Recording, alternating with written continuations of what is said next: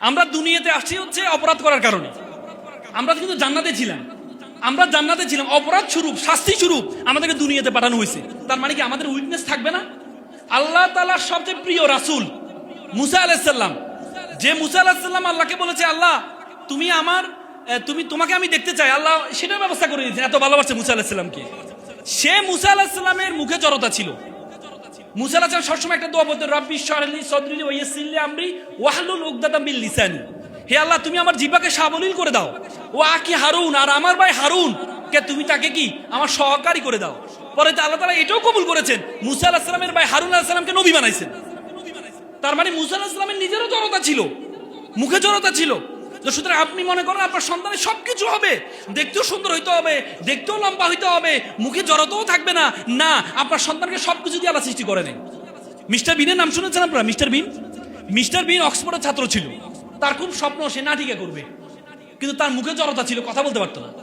পরে তখন তাকে নাটিকা অক্সফোর্ড থিয়েটারে সে ভর্তি হওয়ার পর তাকে একটা ডায়লগ দেয়, সে ডায়লগটা বলতে পারে। পরবর্তী তাকে মিস্টার বিনকে বলছে, না তুমি ডায়লগ দিতে পারো, তোমার দিয়ে কি করবো?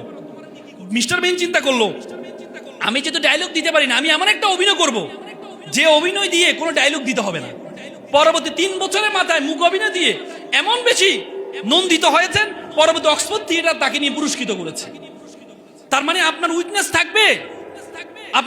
থাকবে, আপনাকে আমাকে আল্লাহ তাআলা অনর্থক সৃষ্টি করে নাই।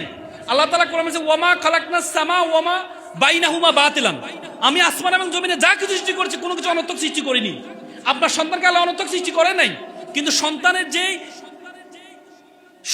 যে ক্লিয়ারিটি আছে, সন্তানের যে যোগ্যতাটা আছে, সেই যোগ্যতা আমরা বের করতে পারি না। আমরা মনে করি দেখতে ভালো হলে সবকিছু, পড়াশোনা সবকিছু মূল উদ্দেশ্য নয়। মোস্তাফিজের নাম শুনেছেন না? মোস্তাফিজ ক্রিকেটার, দেখতে কি অনেক সুন্দর কথা বলতে পারে। হ্যাঁ, কিন্তু মোস্তাফিজুর রহমান দেখতে সুন্দর না, কথা বলতে পারতেন না ভালো করে। তাকে যখন সানরাইজার্স হায়দ্রাবাদ IPL নেওয়া হয়েছিল, তখন তাকে যেহেতু কোচিং স্টাফ সবাই ইংরেজিতে কথা বলে, তার জন্য একটা ইংরেজি মাস্টার রাখছে তাকে ইংরেজি শেখানোর জন্য। কারণ তারা ডানে বলে সে বামে যায়, বামে বলে সে পিছনে যায়। পরেও দেখা যায় মোস্তাফিজের কি ইংরেজি শিখাবে, যে ইংরেজি মাস্টার সে বাংলা শিখে ফেলতেছে, তারা শিখাইতে পারে না। তখন তারা চিন্তা করলো, এরা না শিখাই আমরা সবাই বাংলা শিখে যাই, এটা আমাদের সুবিধা হবে। এখান থেকে কি শিক্ষা?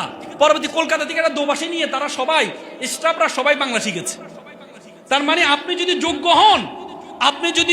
হন, পুরো পৃথিবী আপনাকে রিড করতে বাধ্য হবে। সুতরাং সব দুর্বলতার দিকে তাকাবেন না। আমরা বাঙালি হিসেবে আমরা নেগেটিভ, সবসময় আমরা দুর্বলতার দিকে তাকাই, উইকনেসের দিকে তখন তাকাবেন না, স্ট্রেংথের দিকে তাকাবেন, সন্তানের স্ট্রেংথের দিকে তাকাবেন। সন্তানের একটা স্পেশালিটি আছে, সেই স্পেশালিটিটা বের করবেন, পারবেন তো ইনশাল্লাহ।